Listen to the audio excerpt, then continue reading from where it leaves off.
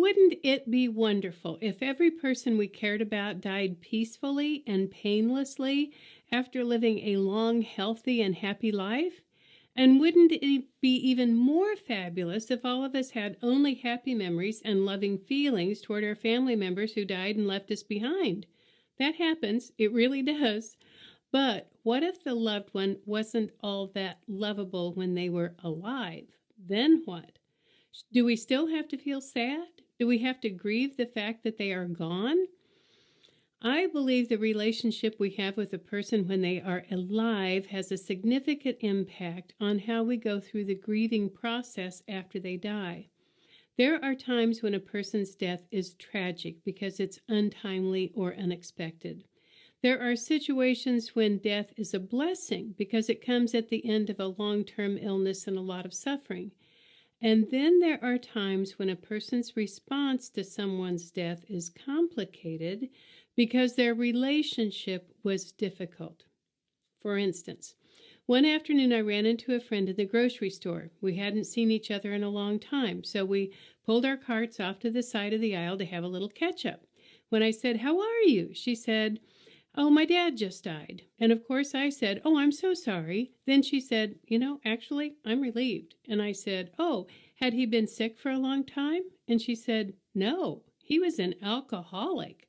I am relieved because I can finally stop trying to make that man love me." I was so sad for her.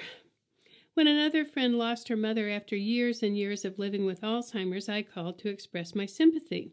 And she said, "I am not really grieving my mother's death. It was time.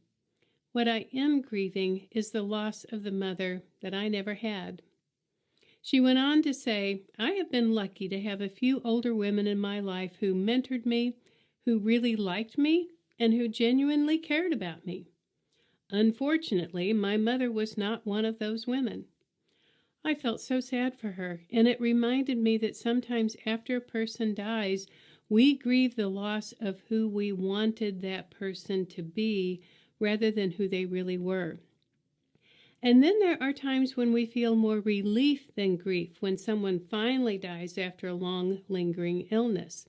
That's how my family felt after Grandpa Stan, my father's dad, died.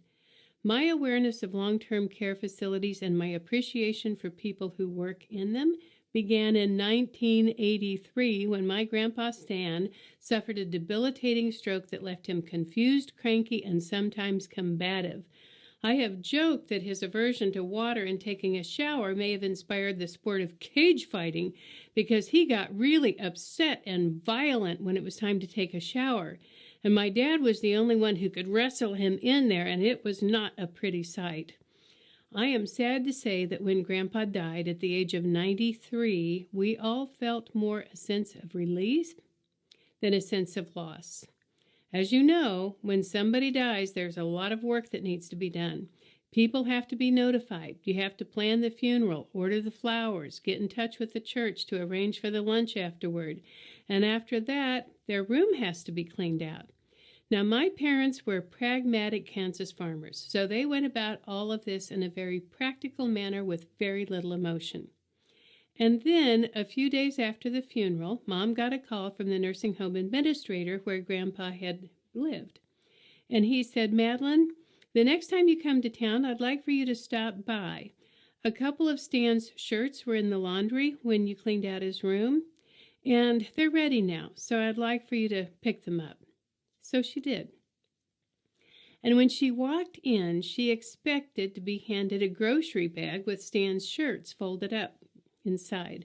But when the administrator came walking out with them, Madeline saw that the shirts had been pressed, starched, buttoned up, and they were hanging on hangers. And she said, "Oh, I didn't expect them to be ironed." And he said, "I know.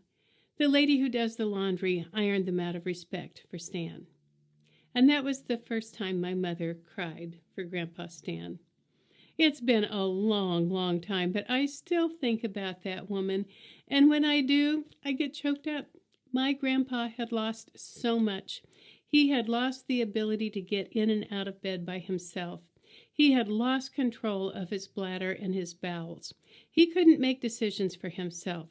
There was actually nothing he could do to take care of himself, and all of that was just more than he could bear.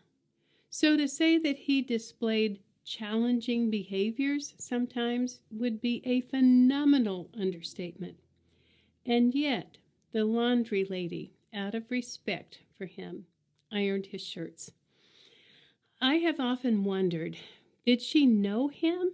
Had she known him before he had the stroke? Had they ever had any interaction in the nursing home? Had he ever said good morning or thank you? Had he ever said one kind word to her? And I will never know the answer to those questions. But here's what I do know.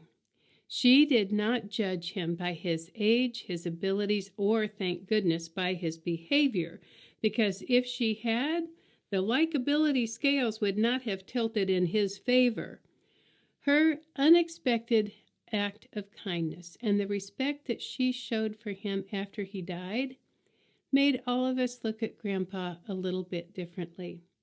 I never had the opportunity to say thank you to the laundry lady at the Cedars Nursing Facility in McPherson, Kansas, but I will always be grateful to her and to all other long-term care workers who show compassion and respect to those who need more care than their families can provide.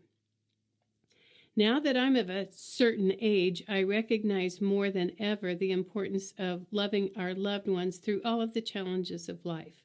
We never know when or how our own lives will end. I just hope that if I live too long and become a crabby old woman that nobody likes anymore, that there will be somebody like the laundry lady who will grieve me and remember me, even if it's just for a little bit after I'm gone.